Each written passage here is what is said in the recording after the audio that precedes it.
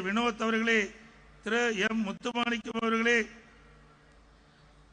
மற்றும் நிகழ்ச்சியிலே பங்கு பெற்றிருக்கின்ற வக்கீல் மணிகண்டன் அவர்களே, வரி வந்து சிறப்பித்துக் கொண்டிருக்கின்ற பாரதிய ஜனதா கட்சியினுடைய மாவட்ட தலைவர் வக்கீல் திரு சண்முகநாதன் அவர்களே, தமாக கட்சி நிர்வாகிகள் மாவட்ட தலைவர் திரு எஸ் செல்வம் அவர்களே, ஐஜேகே கட்சியினுடைய தலைவர்களே, நிர்வாகிகளே, வரி வந்து சிறப்பித்துக் கொண்டிருக்கின்ற மேடையிலே வீட்டுக்கின்ற முன்னாள் எம்பி, முன்னாள் சட்டமன்ற உறுப்பினர்களே மற்றும் நிகழ்ச்சியிலே பங்கு பெற்று சிறப்பித்துக் கொண்டிருக்கின்ற களத்திலே பல்வேறு பொறுப்புகளை வைக்கின்ற நிர்வாகிகளே, வரி என்று சிறப்பித்துக் கொண்டிருக்கின்ற ஒன்றிய நகர பேரூராட்சி சார்புமன்ற அனைத்து நிர்வாகிகளே, கழக உடன்பிறப்புகளே, கூட்டணி கட்சி சேர்ந்த நிர்வாகிகளே, தொண்டர்களே, பத்திரிகையாளர்களே, ஊடக நண்பர்களே, இங்கே ஒரு குறிப்பிட்ட நேரத்தில் 3 நிமிடத்தில் அற்புதமாக பாட்டு பாடி படம் வரைந்த அருமைச்சோர் மூக்குத்தி முருகன் அவர்களே மற்றும் நிகழ்ச்சியிலே பங்கு பெற்றிருக்கின்ற பத்திரிகையாளர்களே, ஊடக நண்பர்களே அனைவருக்கும் என்னுடைய நன்றி கலந்த வணக்கம். சேலம் மாவட்டம்னா அதிமுக கோட்டை. நம்முடைய சேலம் மாவட்டத்தில் முதலாக வீரபாண்டி சட்டமன்ற தொகுதியில் எழுச்சி பயணத்தை மேற்கொண்டிருக்கிறோம். கிராமத்தில் சொல்லுவாங்க விளையும் பயிர் மொழியிலே தெரியும் சொல்லுவாங்க. அதுபோல இந்த தொகுதியினுடைய வெற்றி மட்டுமல்ல, சேலம் மாவட்ட தொகுதியில் மட்டும் வெற்றி மட்டுமல்ல, தமிழ்நாட்டில் இருக்கின்ற 234 தொகுதியிலும் நம்முடைய கூட்டணி அதே இடங்களில் வெல்லுவதற்கு இங்கு இருக்கின்ற மக்களே சாட்சி. ஆக நடைபெறுகின்ற சட்டமன்ற பொதுத் தேர்தலில் அண்ணா திமுக தலைமையில் அமைக்கப்படுகின்ற கூட்டணி பெரும்பான்மையான இடங்களிலே வெற்றி பெற்று அண்ணா திமுக தனி பெரும்பான்மையோடு ஆட்சி அமைக்கும். அதில் எந்தவித மாற்றமும் கிடையாது. அண்ணா திமுக ஆட்சி அமைப்பதை எந்த கொம்பனாலும் தடுக்க முடியாது. சேலம் மாவட்டம் அண்ணா திமுக கோட்டை என்பதை பல முறை நிரூபித்து காட்டியிருக்கின்றோம். 2011 சட்டமன்ற பொது தேர்தல் மாண்பு அம்மா நிறுத்தப்பட்ட வேட்பாளர்கள் 100% வெற்றி பெற்ற மாவட்டம் சேலம் மாவட்டம். 11 தொகுதியில் வெற்றி பெற்று அண்ணா திமுக கோட்டை என்று சேலம் மாவட்டத்தை நிரூபித்து காட்டினோம். 2016 11 சட்டமன்றத்தில் 10 இடங்களில் வென்று அண்ணா திமுக கோட்டை தமிழகத்தில் எந்த மாவட்டத்திலும் வெற்றி பெற முடியாம டபுள் டிஜிட்ல வெற்றி பெற்ற ஒரே மாவட்டம் சேலம் மாவட்டம்.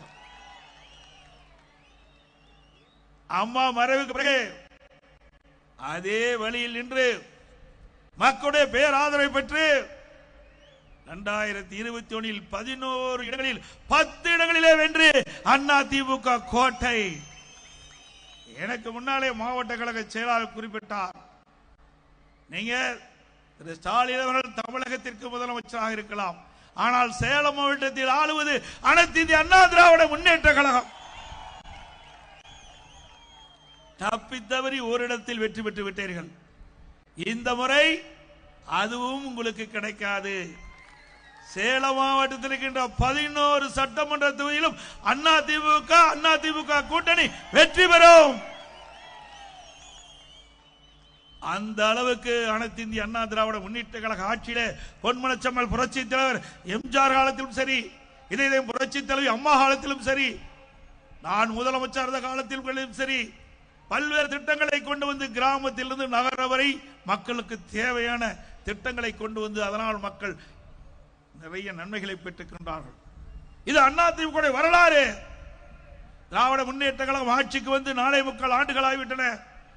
சேலம் மாவட்டத்தில் ஏதாவது ஒரு திட்டத்தை கொண்டு வந்திருக்கின்றார்களா? கொண்டு வந்திருக்காங்களா? எந்த திட்டத்தையும் கொண்டு வரவில்லை. நாம் கொண்டு வந்த திட்டத்தை நிறுத்தியதுதான் திராவிட முன்னேற்ற கழக ஆட்சியுடைய சாதனை.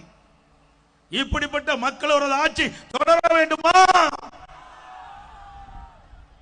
எவ்வளவு சிரமப்பட்டு பல்வேறு திட்டங்களை கொண்டு வந்தோம்.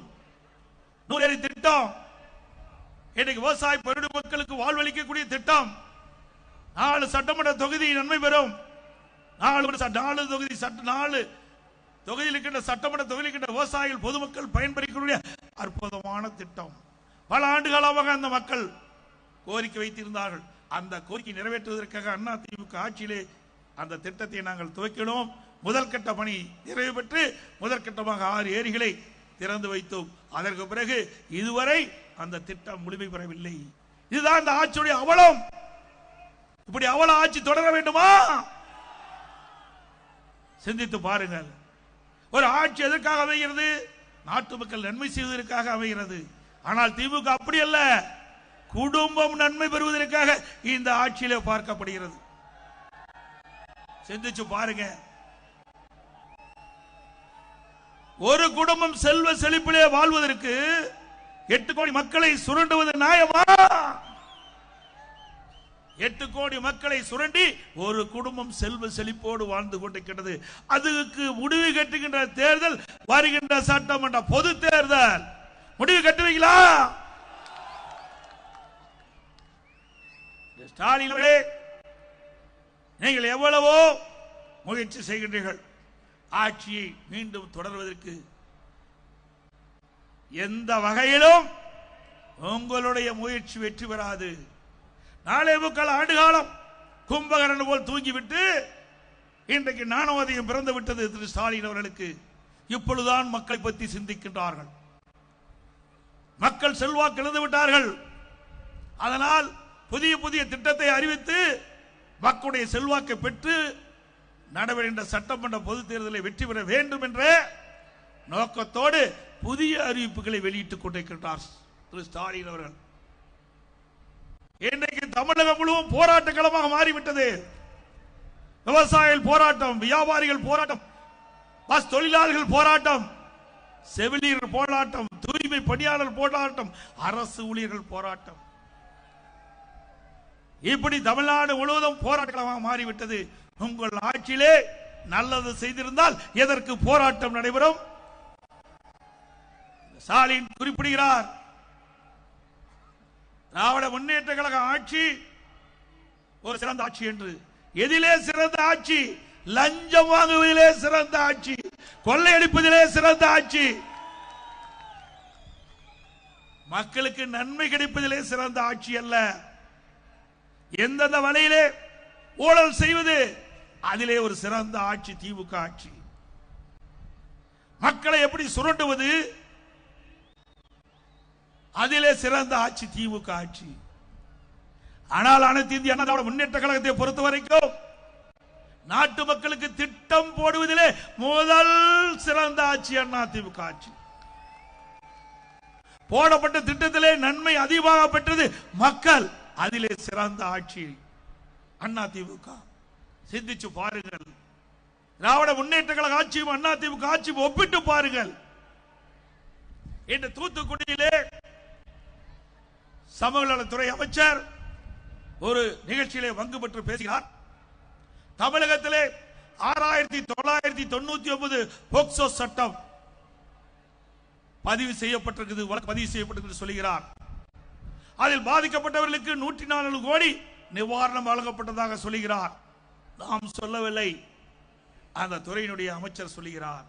அப்படி என்றால் தமிழகத்தில் சட்ட ஒழுங்கு எப்படி இருக்கிறது என்பதை எண்ணி பார்க்க வேண்டும். சிறுமிகளுக்கு எங்கே பாதுகாப்பு இருக்கின்றது? இந்த 4 ஆண்டு கால திராவிட முன்னேற்ற கழக ஆட்சியிலே 6999 சிறுமிகள் பாதிக்கப்பட்டிருக்கின்ற சொன்னால் எந்த அளவுக்கு கொடுமையான ஆட்சி தமிழகத்தில் நடைபெற்றுக் கொண்டிருக்கின்றதை நாம் எண்ணி பார்க்க வேண்டும்.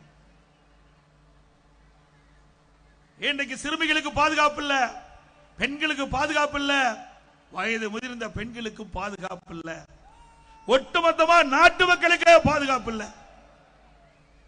சிந்திச்சு பாருங்க. ஒரு நாடு வளமாக சிறப்பாக இருக்க வேண்டும் என்று சொன்னால் சட்ட ஒழுங்கு சிறப்பாக இருக்க வேண்டும். அப்படி சட்ட ஒழுங்கு சிறப்பாக இருந்தால்தான் அந்த மாநிலத்துடைய வளர்ச்சி கூடும். ஆனா இங்கே அப்படி அல்ல. சட்ட ஒழுங்கு சந்தி சிரித்துக் கொண்டிருக்கின்றது. நாட்டு மக்கள் ஒவ்வொரு நாளும் தங்களுக்கு என்ன நேரிடுமோ என்று அஞ்சி அஞ்சி வாழக்கூடிய நிலை தமிழகத்தில் உருவாகி இருக்கின்றது. அதை பற்றியெல்லாம் திரு ஸ்டாலினுக்கு கவலை இல்லை. ஒரு 4 நாளுக்கு முன்பு நீங்கள் பார்த்திருப்பீர்கள், ஒரு வடமாநில தொழிலாளர் சென்னையில் இருந்து திருத்தணிக்கு ரயிலே செல்கிறார். 4 சிறுவர்கள் அவரை பட்டா கத்தியோடு கஞ்சா போதையிலே கடுமையாக தாக்கிட்டார்கள். கெஞ்சுகிறார். எல்லா வலைதளங்களும் வந்திருக்கிறது. எவ்வளவு கொடுமையான நிகழ்ச்சி! இப்படிப்பட்ட ஆட்சி தொடர வேண்டுமா?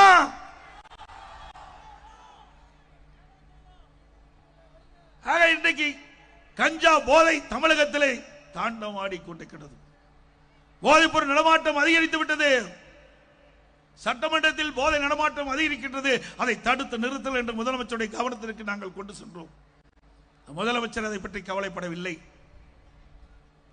அறிக்கையின் வாயிலாக வெளியிட்டோம், தொலைக்காட்சியின் வாயிலாக வெளியிட்டோம், பொதுக்கூட்டத்தின் வாயிலாக நாங்கள் பேசினோம். ஆனால் போதை நடமாட்டத்தை இந்த அரசு கட்டுப்படுத்தாத காரணத்தினால் இன்றைக்கு தமிழகத்தில் இருக்கின்ற நம்முடைய இளைஞர்கள், மாணவர்கள், பொதுமக்கள் போதைக்கு அடிமையாகி இன்றைக்கு சீரழிக்கக்கூடிய ஆட்சி இந்த ஆட்சியிலே பார்க்கப்படுகிறது. இப்படிப்பட்ட கேடுகட்ட ஆட்சி தேவையா? சிந்தித்து பாருங்கள். நமக்கு செல்வோம் நம்முடைய குழந்தைகள், நம் கண்ணெதிரே இந்த ஆட்சியிலே போதைக்கு அடிமையாகி சீரழியக்கூடிய நிலை இந்த திராவிட முன்னேற்ற கழக ஆட்சியில் தான் ஏற்பட்டிருக்கின்றது. அது மட்டுமல்ல, இன்றைக்கு தமிழகத்திலே சட்ட ஒழுங்கை காக்கக்கூடிய டிஜிபி இதுவரைக்கும் நியமிக்கவில்லை.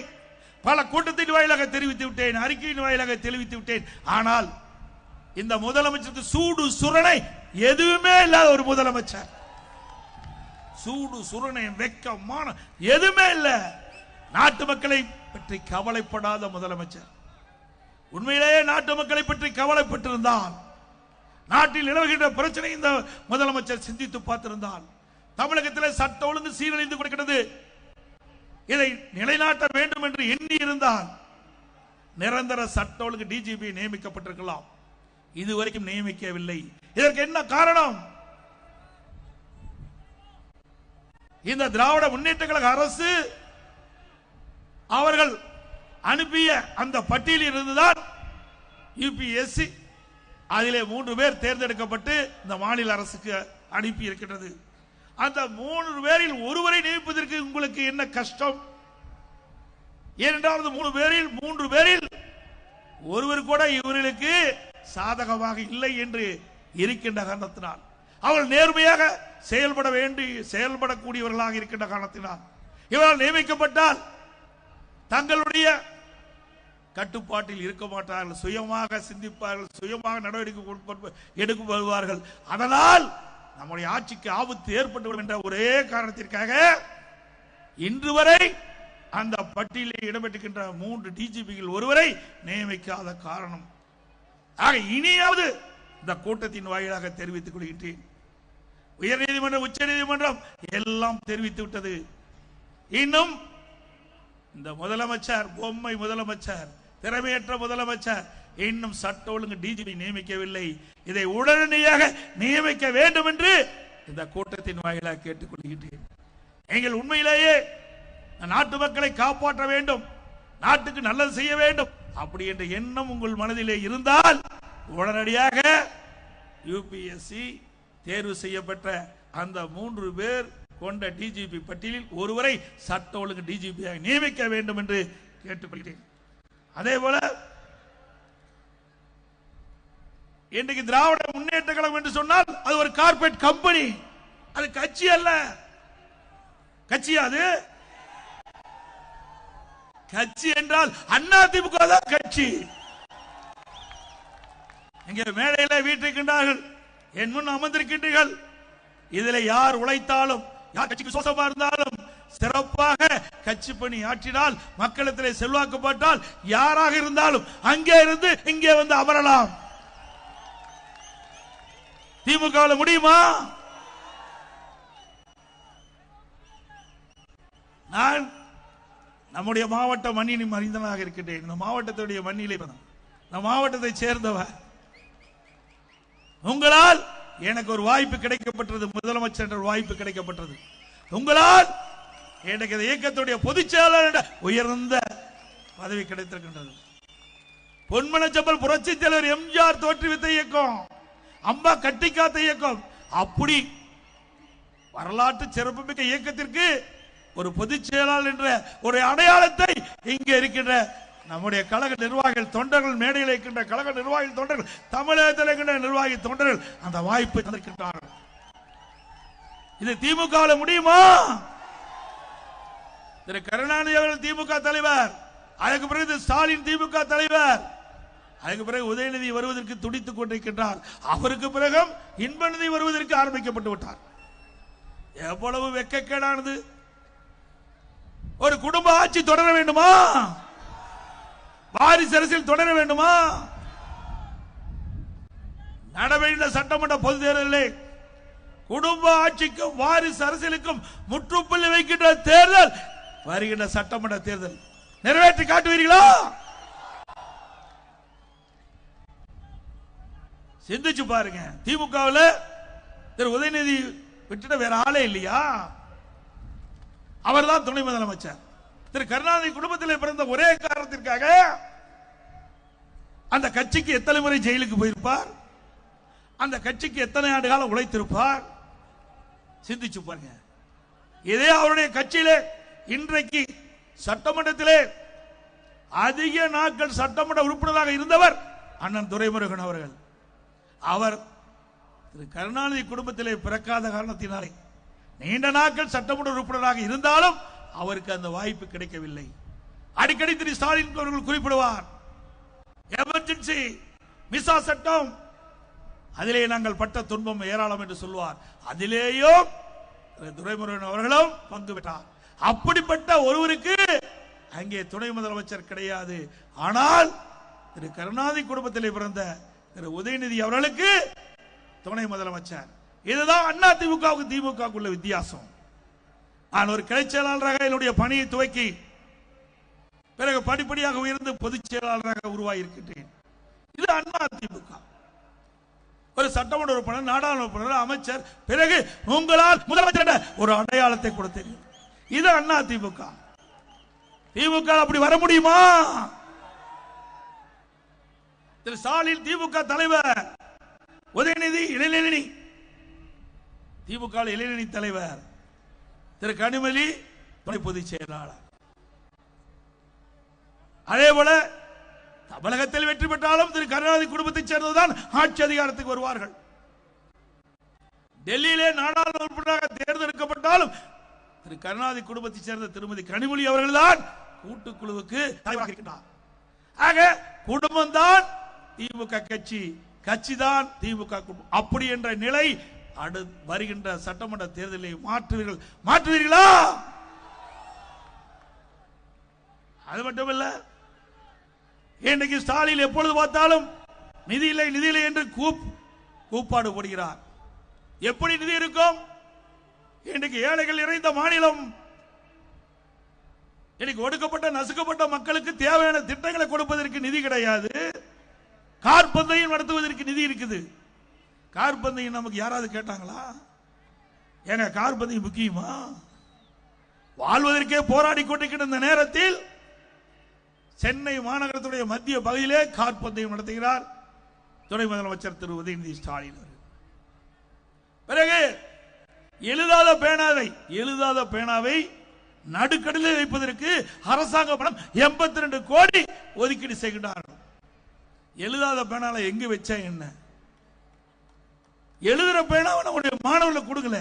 எழுதுற பேனாவை மாணவர்களுக்கு கொடுங்க, அரசு பள்ளியை படிக்கிற மாணவர்களுக்கு கொடுங்க, பாராட்டுவாங்க. சிந்தித்து பாருங்கள், இன்னைக்கு அரசாங்க பணத்தை எப்படியெல்லாம் ஊதாரித்தனமாக செலவு செய்கின்றார்கள் என்பதை எண்ணி பார்க்க வேண்டும். இன்றைக்கு ஒவ்வொருடைய உழைப்பிலும் வரி மூலமாக அரசாங்கத்துக்கு பணம் வந்து கொண்டிருக்கிறது. அந்த பணத்தை எப்படியெல்லாம் இந்த அரசாங்கம் ஊதாரி செலவை செய்து கொண்டிருக்கிறது. அண்மையிலே எனக்கு கிடைத்த தகவல், சுயநிதி குழு அது எவ்வாறு செயல்படுகிறது என்பதற்கு ஆய்வு செய்வதற்காக 44 கோடி ஒதுக்கி இருக்கிறாங்க. இன்னும் 2 மாசம் அந்த பணத்தை ஆட்டை போடுவதற்கு, அதை கொள்ளையடிப்பதற்கு 44 கோடி இன்றைக்கு இந்த சுயநிதி குழுவை ஆய்வு செய்வதற்காக போட்டிருக்காங்க. நீங்க ஆய்வு செய்யணும்னா ஒரு ஆண்டுக்கு முன்பு ஆய்வு செஞ்சிருந்தா பரவாயில்ல. ஆனா தேர்தலுக்கு 2 மாதம் தான் இருக்குது. இப்போது அதுக்கு நிதி ஒதுக்கி இருக்கிறீங்க.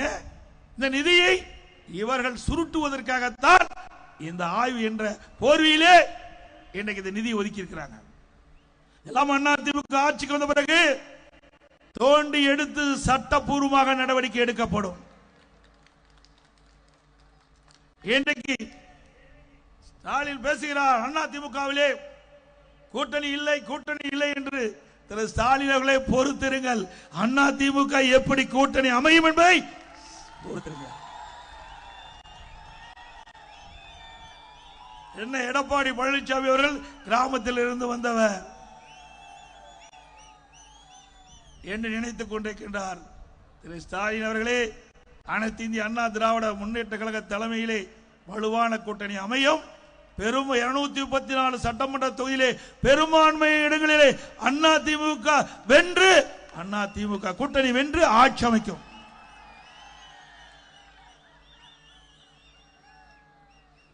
இன்றைய தினம் திராவிட முன்னேற்ற கழகம் தேர்தல் நேரத்திலே 525 அறிவிப்புகள் வெளியிட்டாங்க. பத்திரிகையில் பார்க்கிறேன் 80% அறிவிப்புகள் நிறைவேற்றப்பட்டதாக ஒரு பச்சை பொய்யை முதலமைச்சர் சொல்லுகிறார்.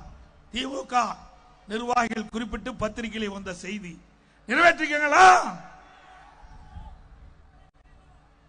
இன்றைக்கு நம்முடைய மாணவர்கள் இளைஞர்கள் வங்கியில வாங்கிய கல்வி கடன் ரத்து என்று திராவிட முன்னேற்ற தேர்தலில் குறிப்பிட்டாங்க. ரத்து செஞ்சாங்களா? மாதந்தோறும் கேஸ் மானியம் 100 ரூபாய் கொடுக்கறாங்க, கொடுத்தாங்களாமா? சத்தமா சொல்லுங்கம்மா. ரேஷன் கடையில் மாதந்தோறும் சர்க்கரை கூடுதலாக 1 கிலோ கொடுப்பாங்க, கொடுத்தாங்களா? அதை விட மிகப்பெரிய பொய் இங்கே அமர்ந்திருக்கின்றார்கள் நம்முடைய தாய்மார்கள். 100 நாள் வேலை திட்டத்தை 180 நாளாக உயர்த்த சொன்னாங்க, உயர்த்தினாங்களா? அந்த 100 நாள் வேலை திட்டத்தில் பணிபுரிந்த ஊழியர்களுக்கு முறையாக சம்பளம் கூட கொடுக்க முடியாத கையிலாகாத அரசு அதிமுக அரசு. இன்னைக்கு மத்திய அரசு தொடர்ந்து அனைத்து இந்திய அண்ணா திராவிட முன்னேற்ற கழகம் ஆட்சியில் இருந்தாலும் இல்லாவிட்டாலும் மக்கள் பிரச்சனையை முன்வைப்பதிலே முதல் கட்சி அதிமுக கட்சி, முதன்மையான கட்சி அதிமுக கட்சி. அதனால நம்முடைய தாய்மார்களுடைய நிலையை கருதி, கிராமப்புற சூழ்நிலை கருதி 100 நாள் வேலை திட்டத்தை 180 நாளாக உயர்த்த வேண்டும் என்று தொடர்ந்து மத்திய அரசிடம் கோரிக்கை வைத்து வந்தோம். நம்முடைய கோரிக்கையை ஏற்று இன்றைய தினம் மத்திய அரசு 100 நாள் வேலை திட்டத்தை 125 நாட்களாக உயர்த்துகிறது. பணி பாதுகாப்பு வழங்கப்பட்டுகிறது. பணி செய்து முடிந்து 15 நாட்கள் அவர்களுக்கு கிடைக்க வேண்டிய சம்பளம் முறையாக போய் சேர வேண்டும் என்று இன்றைக்கு மத்திய அரசு அறிவித்திருக்கின்றது. ஆனால் இன்றைக்கு திராவிட முன்னேற்ற கழகம் அங்கே ஒரு போராட்டத்தை நடத்தினார்கள். செய்தியிலே குறிப்பிட்டார்கள், 100 நாள் வேலை திட்டத்தை ரத்து செய்வதாக ஒரு பொய்யான செய்தியை வெளியிட்டு இன்றைக்கு ஒரு குழப்பத்தை ஏற்படுத்த முயற்சித்தார்கள். திமுக 100 நாள் வேலை திட்டத்தை 150 நாள் உயர்த்த முடியல. இதனால் ஒரு குழப்பத்தை உண்டாக்கி இதில் அரசியல் ஆதாயம் தேட முயற்சித்தார்கள். அதுவும் தோல்வியிலே முடிந்து விட்டது. மக்கள் விழிப்போடு இருக்கிறார்கள். திரு ஸ்டாலின் அவர்களே, நீங்கள் எத்தனை பொய்யை கக்கினாலும் மக்களிடத்தில் எடுபடாது. உண்மை ஒருபோது உறங்காது, உண்மைதான் வெல்லும். 100 நாள் வேலை திட்டத்தை 125 நாளா அறிவிச்சிருக்கிறாங்க. ஆனா ஸ்டாலின் சொல்லுவது என்ன? போராட்டத்திலே அவருடைய கூட்டணி கட்சி சேர்ந்தவர்கள் சொல்லுவது என்ன?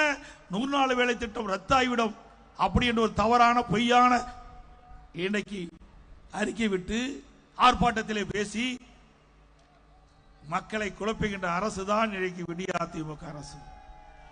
அது மட்டுமல்ல, அதிமுக ஆட்சி நடைபெற்ற சட்டமன்ற தேர்தலிலே வெற்றி பெற்று நம்முடைய கூட்டணி அதிக இடங்களை வெற்றி பெற்று தனி பெரும்பான்மையோடு அதிமுக ஆட்சி அமைந்தவுடனே 125 நாட்கள் இப்பொழுது அறிவிக்கப்படுகிறது. 180 நாட்களாக உயர்த்தப்படும். 125 நாள் 180 நாளாக உயர்த்தப்படும்.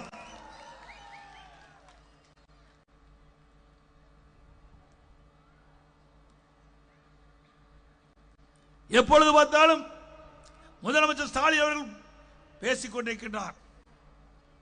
நாங்கள் உரிமை தொகை குடும்ப தலைவிக்கு 1000 ரூபாய் கொடுத்து விட்டோம் என்று.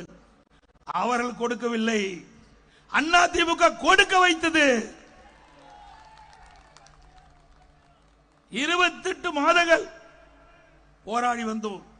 திரு ஸ்டாலின் அவர்களே, சட்டமன்ற பொதுத் தேர்தலில் திராவிட முன்னேற்ற கழகத்தின் சார்பாக கொடுக்கப்பட்ட வாக்குறுதி, அந்த வாக்குறுதியை நம்பித்தான் தாய்மார்கள் உங்களை வெற்றி பெறுவதற்காக வாக்களித்தார்கள். ஆனால் இதுவரை நிறைவேற்றப்படவில்லை. நிறைவேற்ற வேண்டும் என்று சட்டமன்றத்திலும் பொது வெளியிலும் அதிமுக பொதுக்கூட்டத்திலும் தொலைக்காட்சியின் வாயிலாக அறிக்கையின் வாயிலாக தொடர்ந்து 28 மாதங்கள் இந்த அரசுக்கு அழுத்தம் கொடுத்தது. வேறு வழி இல்லாம மாதம் 1000 ரூபாய் உரிமைத்தொகை கொடுத்தார். இப்பொழுது மக்களுடைய செல்வாக்கு இழந்துட்டாங்க. சட்டமன்ற பொது தேர்தல் திமுக தோல்வி அடையும் என்ற பயத்தில் மேலும் 17 லட்சம் பேர்களுக்கு கூடுதலாக அந்த நிபந்தனைகளை தளர்த்தி மாதந்தோறும் குடும்ப தலைவிக்கு 1000 ரூபாய் கொடுப்பதாக அறிவித்து இன்றைக்கு கொடுக்க இருப்பதாக செய்தி. ஏன் அப்பொழுதே அந்த தாய்மார்கள் படுகின்ற கஷ்டம் உங்களுக்கு கண்ணுக்கு தெரியாதா? இவள் ஆட்சி செய்தா தானே தெரியும். ஆட்சியே செய்யாத ஒரு முதலமைச்சர், ஒரு திறமையற்ற முதலமைச்சர் நாட்டை ஆண்டால் மக்களுடைய பிரச்சனையை எப்படி தெரிந்து கொள்ள முடியும்? அதனால இப்பொழுதுதான் விழித்து தேர்தலே தோல்வி உற்றுவிடுவோம் என்று எண்ணின காரணத்தினால் இப்பொழுது அந்த விதிகளை தளர்த்தி 17 லட்சம் பேருக்கு கொடுப்பதாக தெரிவிச்சிருக்கார். தாய்மார்கள் கஷ்டத்தை பார்த்து கொடுக்கல, நடவடிக்கின்ற சட்டமன்ற பொது தேர்தலில் அந்த 17 லட்சம் மக்களுடைய வாக்குகள் தேவை, அந்த அடிப்படையில் கொடுக்கிறாங்க. அதே போல இன்றைக்கு நம்முடைய மாணவர் சமுதாயம் உயர்ந்த நிலைக்கு வருவதற்கு காரணம் அனைத்து இந்திய அண்ணா திராவிட முன்னேற்ற கழக அரசாங்கம். அதிமுக ஆட்சியில் தான் பல்வேறு திட்டங்களை நான் கொண்டு வந்திருக்கிறோம். கொஞ்சம் நெஞ்சம் இல்லைங்க. இன்னைக்கு கிராமத்திலிருந்து நகரம் வரை ஏழை எளிய குடும்பத்தில் பிறந்த மாணவ மாணவி பட்ட படிப்பு படிக்கக்கூடிய சூழ்நிலையை உருவாக்கி தந்த ஒரே அரசாங்கம் அனைத்து இந்திய அண்ணா திராவிட முன்னேற்ற கழக அரசாங்கம். அடுக்க முடியுமா திரு ஸ்டாலின் அவர்களே? ஒரே ஆண்டில் 11 அரசு மருத்துவக் கல்லூரி கொண்டு வந்தோம். ஒரே ஆண்டில் 11 அரசு மருத்துவக் கல்லூரி. மாண்பு அம்மா அவர்கள் 2011 இருந்து 2016 வரைக்கும் முதலமைச்சராக இருந்த காலகட்டத்தில் கிட்டத்தட்ட 6 அரசு மருத்துவக் கல்லூரி மருத்துவமனை கொண்டு வந்தாங்க. ஆக 2011 இருந்து 2021 வரைக்கும் அனைத்து இந்திய அண்ணா திராவிட முன்னேற்ற கழக ஆட்சியில் 17 அரசு மருத்துவக் கல்லூரி மருத்துவமனை கொண்டாந்து இந்திய வரலாற்றிலேயே சாதனை படைத்த அரசாங்கம் அண்ணா திமுக அரசாங்கம். அண்ணா திமுக ஆட்சியில் 7 சட்டக்கல்லூரி, நம்முடைய வீரபாண்டி சட்டமன்ற தொகுதியிலும் 125 கோடியில் பிரம்மாண்டமான சட்டக்கல்லூரி, நம்முடைய சங்ககிரி சேலத்தில் தேசிய நெடுஞ்சாலை பிரம்மாண்டமா கட்டி கொடுத்திருக்கிறோம். நாங்க கட்டணும், நாம வச்ச பிள்ளைக்கு இவர் பேர் வச்சுட்டு போயிட்டார். இவர் ரிப்பன் கட்டி திறந்துட்டு போயிட்டார், ரிப்பன் வெட்டி திறந்துட்டு போயிட்டார். நாம கஷ்டப்பட்டு கொண்டு வந்து கட்டி ஸ்டாலின் போல திறந்து வச்சிருக்கிறார். சிந்திச்சு பாருங்க. அதோட 21 பாலிடெக்னிக் கல்லூரி, 10 ஆண்டுகள் 68 கலை மற்றும் அறிவியல் கல்லூரி, 4 பொறியியல் கல்லூரி, 5 கால்நடை மருத்துவக் கல்லூரி ஆராய்ச்சி நிலையம், 4 வேளாண்மை கல்லூரி, அதே போல ஐடி, பிடெக், இப்படி நம்முடைய ஏழை எளிய குடும்பத்தில் பிறந்த மாணவ மாணவி பட்டப்படி படிப்பதற்காக அதிகமான கல்லூரிகளை திறந்த ஒரே அரசாங்கம் அனைத்து இந்திய அண்ணா திராவிட முன்னேற்ற கழக அரசாங்கம். எங்களை பார்த்து ஸ்டாலின் சேலஞ்ச் பண்றார்.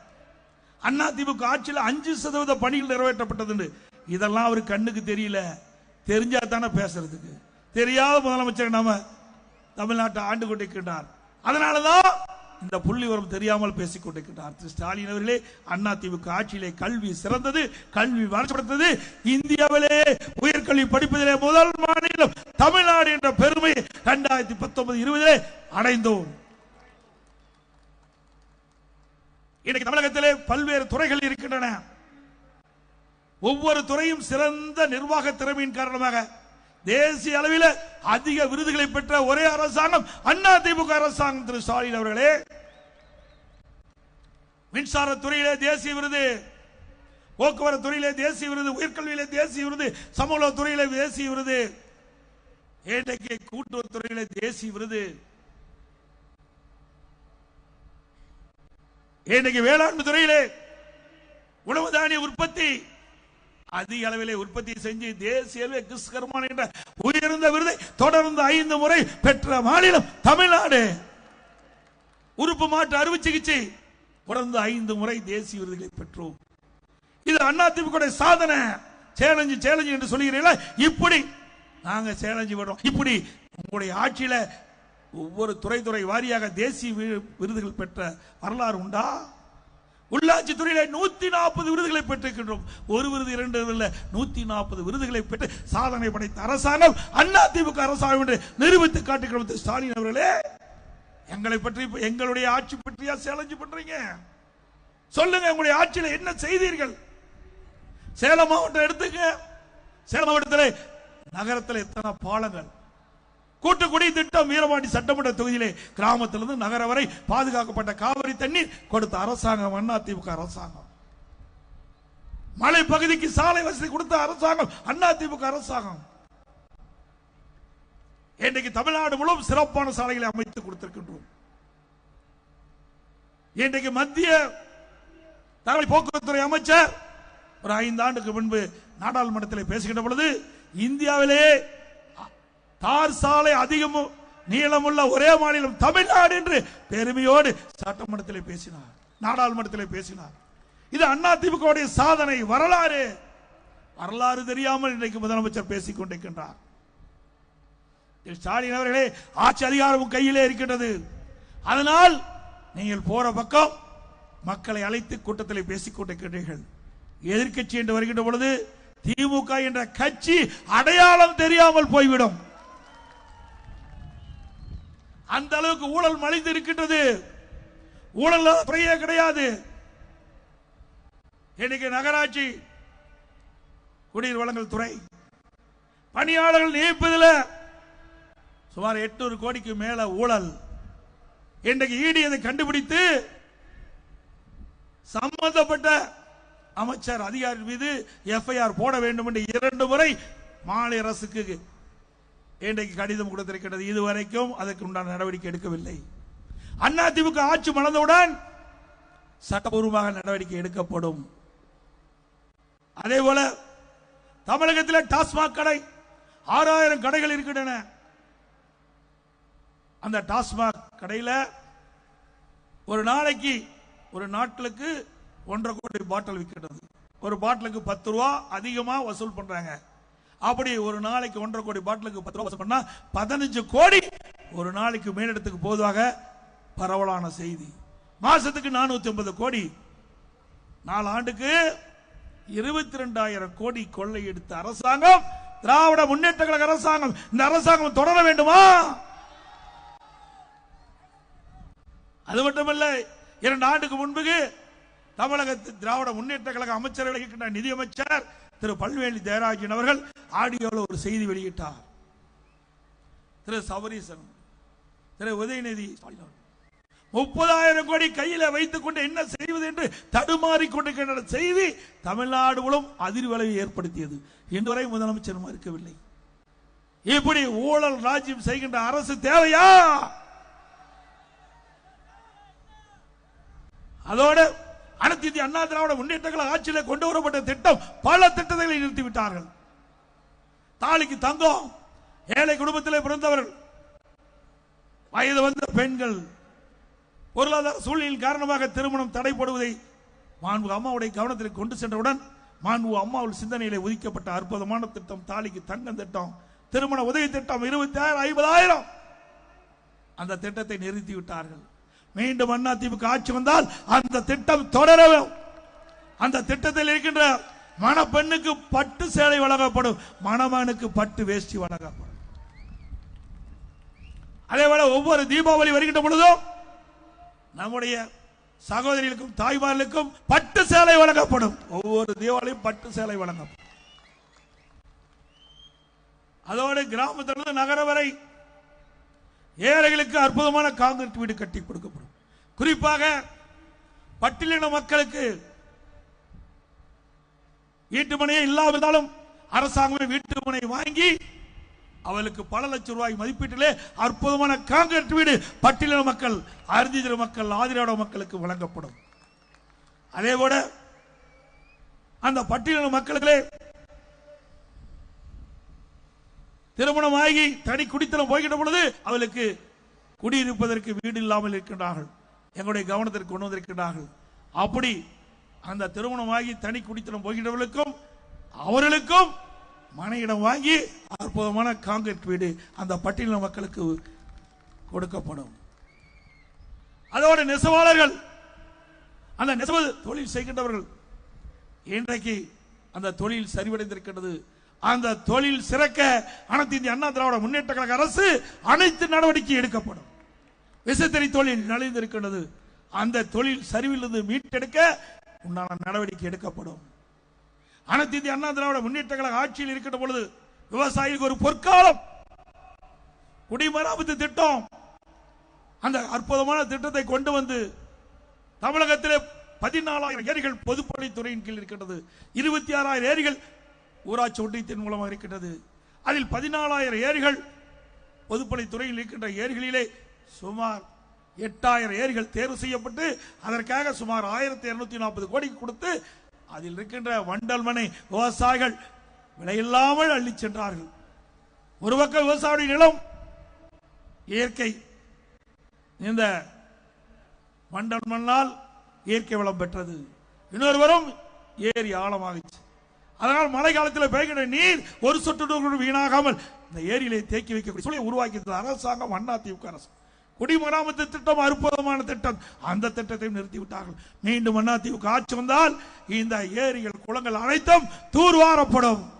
விவசாயிகள் விலையில்லாமல் அந்த வண்டல் மண்ணை அடி செல்லலாம். அதே போல ஊராட்சி ஒன்றியத்தில் இருக்கிற 26,000 ஏரிகள், அனைத்து ஏரிகள் குளம் குட்டைகள் அனைத்தும் தூர்வாரப்பட்டு மழைக்காலத்திலே நீர் நிரம்பி நிலத்து நீரை உயர்வதற்கு உண்டான நடவடிக்கை எடுத்த அரசாங்கம் அதிமுக அரசாங்கம். ஓடையின் குறுக்கே தடுப்பன, நதியின் குறுக்கே தடுப்பன, பெய்கின்ற மழை நீர் வீணாகாமல் அங்கே தேக்கி வைத்து நிலத்து நீரை உயர்த்திய அரசாங்கம் அதிமுக அரசாங்கம். இப்படி சாதனை மேல் சாதனை படைத்த அரசாங்கம் அதிமுக அரசாங்கம் என்பதை நேரத்தில் தெரிவிக்க விரும்புகின்றேன்.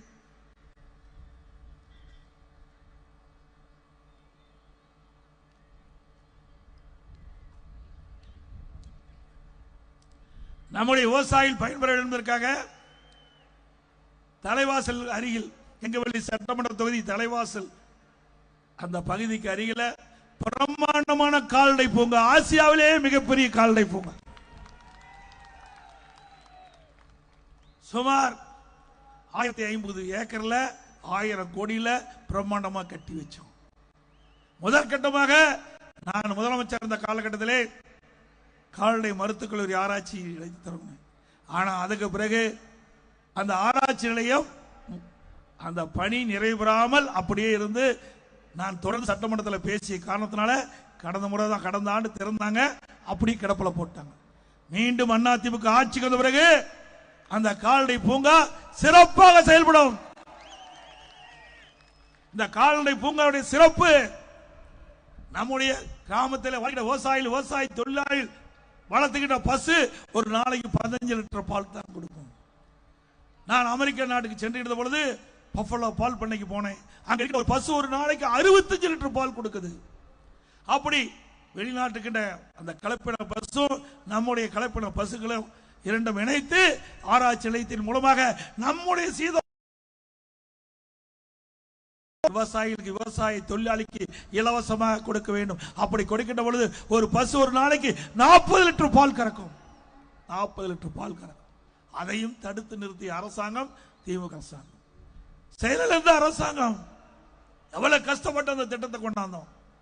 எப்பொழுது பார்த்தாலும் ஒரு செங்கலை தூக்கி கொண்டு எய்ம்ஸ் மருத்துவமனை எங்கே என்று கேட்கிறீர்களே, பல லட்சம் செங்கலிலே கட்டப்பட்ட கால்நடை பூங்காவை ஏன் அந்த திட்டத்தை முடக்கி வைத்திருக்கிறீர்கள்? அதில் என்ன உங்களுக்கு பிரச்சனை? விவசாயிகளுக்கு விரோதமான அரசு என்பதற்கு இதுவே ஒரு சான்று. அது மட்டுமல்ல, விவசாயிகள் வளர்க்கின்ற பசு என்ன கன்று வேணுமோ அந்த கன்று ஈண்டு அந்த ஆராய்ச்சி மூடிட்டாங்க. இப்படி பல திட்டங்களை கொண்டு வந்த அரசாங்கம் அதிமுக அரசாங்கம். அதுபோல நம்முடைய மகளிர் குறிப்பிட்ட நேரத்துக்கு பணிக்கு போகணும், பணி முடிந்து வீட்டுக்கு வரணும்.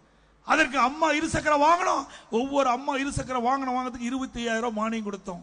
3 லட்சம் பேர் கொடுக்கிறதுக்கு திட்டமிட்டு 2,80,000 பேர் கொடுத்தோம். அதையும் நிறுத்திட்டீங்க. மீண்டும் அதிமுக ஆட்சி மலரும். நம்முடைய மகளிருக்கு ஒவ்வொரு அம்மா இருசக்கர வாகனத்திற்கு 25,000 மானியம் கொடுக்கப்படும். 5 லட்சம் மகளிருக்கு கொடுக்கப்படும். 5 லட்சம் மகளிர். இன்றைக்கு கிராமத்திலிருந்து நகர வரை உழைக்கும் திறனற்ற ஏழை குடும்பத்தில் இருக்கின்ற நம்முடைய முதியோர்களுக்கு முதியோர் உதவித்தொகை கொடுப்பதற்காக சிறப்பு திட்டமாக சட்டமன்றத்தில் சட்டமன்ற விதி 110 கீழ் அறிவித்தேன். 5 லட்சம் முதியோர்களுக்கு முதியோர் உதவித்தொகை வழங்கப்படும் என்ற அறிவிப்பை கொடுத்து சுமார் 90% நிறைவேற்றோம். அதையும் கைவிட்டுட்டாங்க.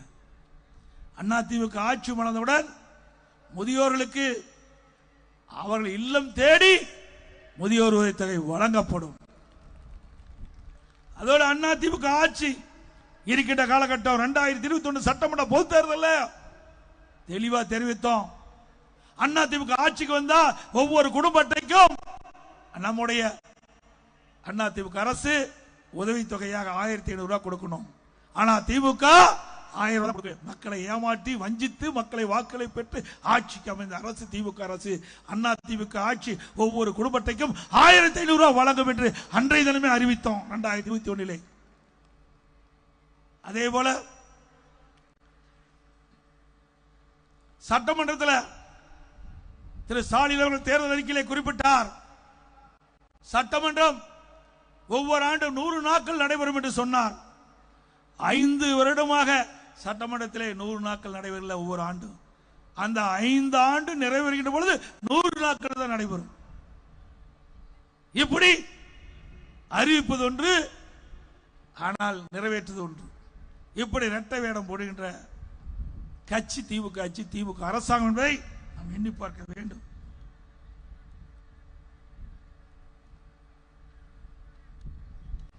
அதே போல தமிழகத்தில் நம்முடைய சேலம் மாவட்டத்திற்கு இளைஞர்களுக்கு வேலைவாய்ப்பு கிடைக்க வேண்டும், பல்லாயிரக்கணக்கான பேருக்கு வேலைவாய்ப்பு கிடைக்க வேண்டும் என்று அனைத்து இந்திய அண்ணா திராவிட முன்னேற்ற கழக அரசு இருக்கின்ற பொழுது நம்முடைய ஸ்டீல் பிளான்ட்ல சுமார் 1,500 ஏக்கர் நிலங்கள் கையகப்படுத்துவதற்கு நாம் மத்திய அரசு கொடுத்தோம். மத்திய அரசு விசை கொடுத்தது. ஆனால் இந்த அரசு எடுக்கவில்லை. அப்பொழுது ஒரு கோரிக்கை வைத்தோம், பிரதமர் ஏற்றுக்கொண்டார். அந்த ஸ்டீல் பிளான்ட்ல கையகப்படுத்துகின்ற நிலத்தில் ராணுவ தளவாடங்கள் உதிரிப்பாங்கள் தயாரிக்கின்ற திட்டம் உருவாக்கப்படும், தொழிற்சாலைகள் ஆரம்பிக்கப்படும். 39 நாடாளுமன்றங்கள் வெற்றி பெற்றோம். நாடாளுமன்றத்தில் வாதாடி போராடி இந்த திட்டத்தை மீண்டும் அதிமுக ஆட்சி மலர்ந்தவுடன் மத்திய அரசோடு தொடர்பு கொண்டு நம்முடைய வீரபாண்டி சட்டமன்ற தொகுதிக்கு உட்பட்ட பகுதி தான் ஸ்டீல் பிளான்ட் இருக்கின்றது. இந்த பகுதியில் ராணுவ தளவாடங்கள் இருக்கின்ற உதிரிப்பாங்கள் தயாரிக்கிற தொழிற்சாலை வேண்ட பொழுது இந்த பகுதியில் இருக்கின்ற இந்த மாவட்டத்தில் இருக்கின்ற பல்லாயிரம் இளைஞர்களுக்கு வேலைவாய்ப்பை உருவாக்கி தரப்படும் என்ற செய்தியை சொல்றேன். இதே அதிமுகவில் 39 நாடாளுமன்றம் வெற்றி பெற்று நாடாளுமன்றத்தில் இருந்தால் இந்த ராணுவ தளவாடங்கள் உதிரிப்பாங்கள் தயாரிக்கின்ற தொழிற்சாலைகள் உருவாக்கப்பட்டிருக்கிறது.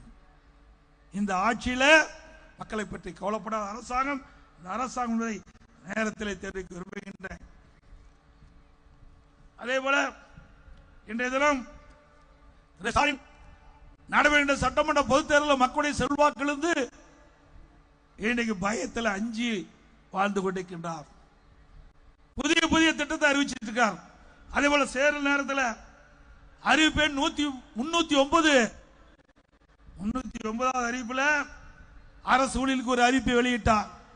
புதிய பங்களிப்பு ஓய்வு திட்டத்தை கைவிட்டு பழைய ஓய்வு திட்டத்தை நடைமுறைப்படுத்துவோம் என்று ஸ்டாலின் சொன்னார். திமுக ஆட்சிக்கு வந்தவுடனே அரசு ஊழியர்களுடைய கோரிக்கை ஏற்று புதிய ஓய்வு திட்டத்தை அந்த திட்டத்தை கைவிட்டு பழைய ஓய்வு திட்டத்தை நடைமுறைப்படுத்த சொன்னாங்க. இப்போ ஒரு புதிய திட்டத்தை அறிவிச்சிருக்கிறாங்க.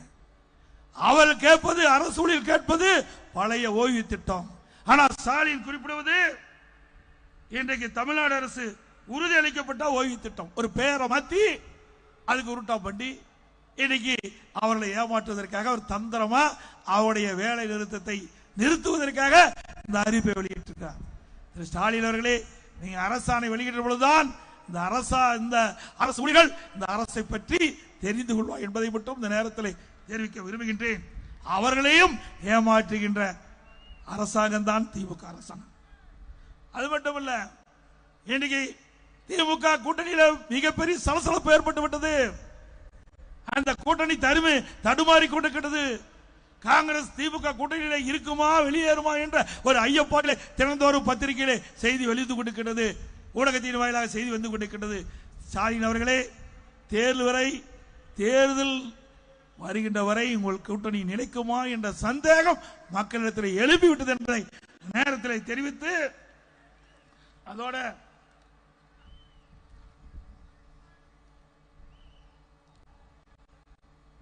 திராவிட முன்னேற்ற கழக ஆட்சி அமைந்தவர்கள் மின்கட்டணம் இதுவரை 67% உயர்ந்து விட்டது, வீட்டு வரி 100% உயர்ந்து விட்டது, கடைக்கு 150% உயர்ந்து விட்டது.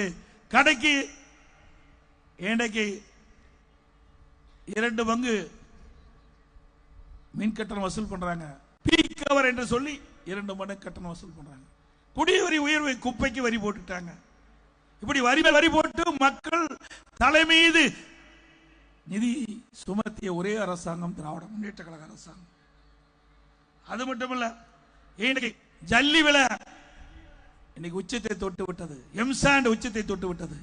இன்றைக்கு இந்த விடியா திமுக அரசு இந்த கிரஷர் உரிமையாளர்களை மிரட்டி ஒரு ஏக்கருக்கு 3 லட்சம் ரூபாய் கொடுக்க வேண்டும். அந்த மைன்ஸ் இருக்கின்ற அந்த பரப்பளவுக்கு ஏற்றவாறு ஒரு ஏக்கருக்கு 3 லட்சம். அதோட அந்த ஸ்டாக் யார்டு கிரஷருக்கு 10 லட்சம். அப்படி ஒரு கிரஷருக்கு 30 லட்சம். தமிழகத்தில் 3000 ஜல்லி கிரஷர் இருக்குது. அப்படி 3000 ஜல்லி கிரஷருக்கு ஒரு கிரஷருக்கு 30 லட்சம்னா 900 கோடி இன்னைக்கு வசூல் செஞ்சிட்டு இருக்காங்க. முதல் கட்டமா கோவை மட்டத்தில் 4.5 கோடி கொடுத்துட்டாங்க. இன்னைக்கு சேலம் மாவட்டத்தில் எப்பொழுது உங்களுக்கு பர்மிட் கொடுக்க வேண்டும் என்று சொன்னால் ஒவ்வொரு கிறிஸ்தவ உரிமையாளரும் திமுக இந்த விலை நிர்ணயம் செய்ய இருக்குது, இந்த பணத்தை கொடுத்தால் தான் உங்களுக்கு பர்மிட் வழங்குவோம் என்று சொல்கிறார். மாவட்ட ஆட்சியாளருக்கு சொல்கிறேன், எச்சரிக்கையாக விடுகிறேன். ஏற்கனவே ஜல்லி விலை உச்சத்தை தொட்டு விட்டது. இன்னைக்கு கட்டுமான தொழில் சரிந்து விட்டது. இப்படிப்பட்ட நிலையில நீங்க ஒவ்வொரு கிறிஸ்தவ உரிமையாளருக்கும் சுமார் 30 லட்சம் ரூபாய் லஞ்சம் கேட்டா அவர்கள் என்ன செய்வார்கள்? அந்த கிறிஸ்தவர் உற்பத்தி செய்கின்ற ஜல்லி எம்சாண்ட்ல விலை உயர்த்துவாங்க. அப்ப மக்கள் பாதிப்பாங்க. அதனால மாவட்ட ஆட்சித்தலைவர்கள் இன்னைக்கு முறையாக நடந்து கொள்ள வேண்டும். யாரெல்லாம் கிறிஸ்தவர் உரிமையாளர்கள் பர்மிட் கிடைக்கிற கேள்விகளா அவர்களெல்லாம் பர்மிட் கொடுங்க, மக்களை வஞ்சிக்காதீங்க. ஆக திராவிட முன்னேற்ற கழக அரசுக்கு எச்சரிக்கை விடுகிறேன், திமுக ஆட்சியாளருக்கு எச்சரிக்கை விடுகிறோம். மீண்டும் அண்ணா திமுக ஆட்சி மலர்வது 100% உறுதி.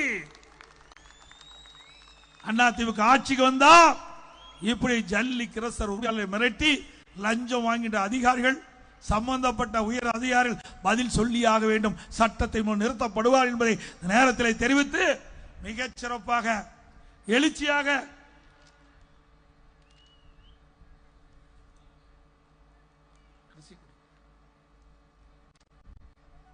இந்த எழுச்சி பயணம் மக்களை காப்போம், தமிழகத்தை மீட்போம். இந்த அற்புதமான நிகழ்ச்சிக்கு இரவுகள் வராமல் உழைத்து இன்றைக்கு சேலம் மாவட்டம் வீரபாண்டி தொகுதி சட்டமன்ற தொகுதி அதிமுக கோட்டை என்ற நிரூபிக்கின்ற அளவுக்கு மக்கள் வெள்ளம் குழுமி முதல் நிகழ்ச்சி துவக்கின்றோம். இதுவரை 181 சட்டமன்ற தொகுதியிலே இணைச்சி பயணத்தை மேற்கொண்டிருக்கின்றேன். அனைத்து இடங்களிலும் மக்கள் வெள்ளம் அலைமோதியது. இன்றைக்கு சேலம் மாவட்டம் முதல் தொகுதி வீரபாண்டி சட்டமன்ற தொகுதி எழுச்சி பயணத்தை துவக்கியிருக்கின்றோம்.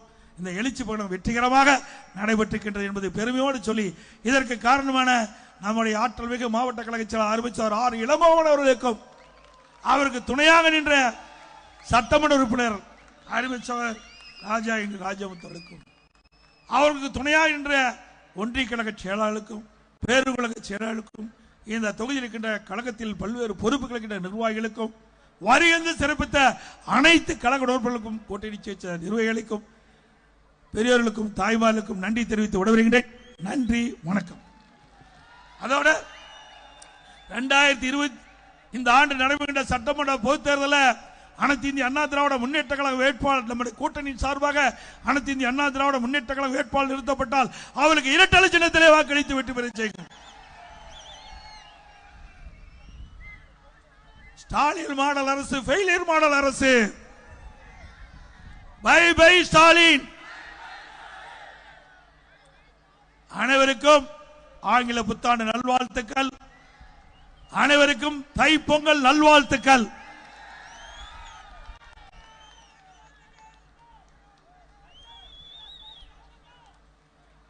மக்களை காப்போம், தமிழகத்தை மீட்போம். மக்களை தமிழகத்தை மக்களை தமிழகத்தை மக்களை தமிழகத்தை. நன்றி, வணக்கம்.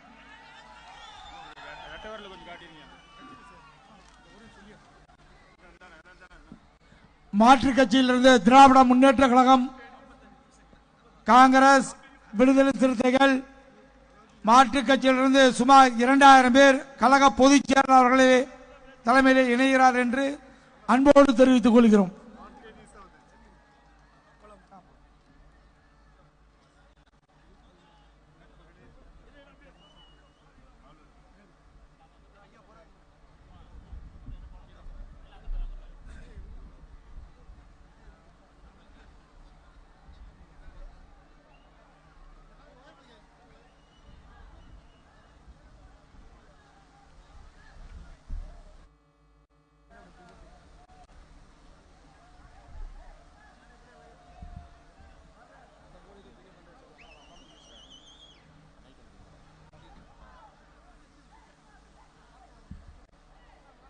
மைக் ஆன்ல இருக்கட்டும்.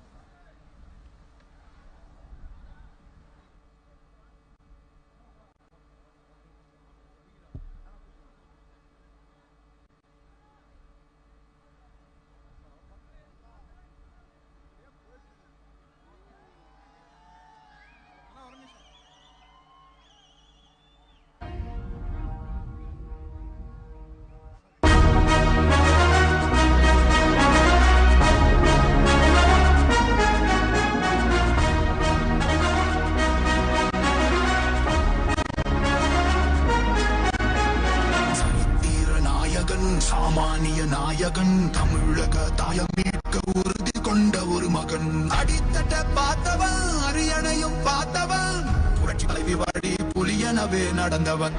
ஏழ வாழ வாழ வைக்க சீறி வந்த திருமகன், கலப்ப புடிச்சு மேல ஏறி வந்த தலைமகன். ஏழ வாழ வாழ வைக்க சீறி வந்த திருமகன், கலப்ப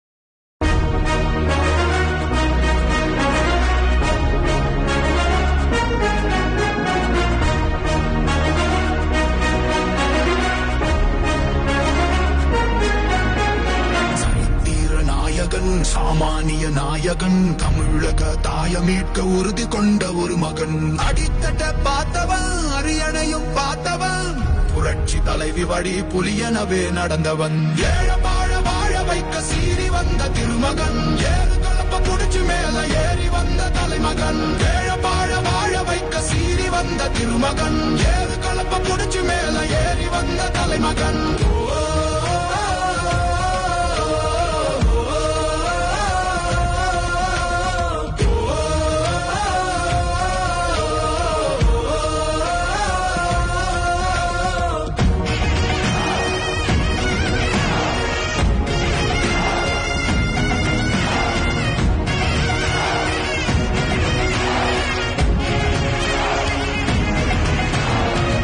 தமிழர் எழுச்சி பயணம் புயலா உருவாச்சே பல வருஷம் கழிச்சு நினைச்ச கனவு நிஜமா நடந்தாச்சே புரட்சி தமிழர் எழுச்சி பயணம் புயலா உருவாச்சே நம்ம சேரும் போது வெற்றி வந்து விழுந்தாச்சே மக்களை காப்போம் தமிழகத்தை மீட்போம் மக்களை காப்போம் தமிழகத்தை மீட்போம் மக்களை காப்போம் தமிழகத்தை மீட்போம் மக்களை காப்போம் தமிழகத்தை மீட்போம்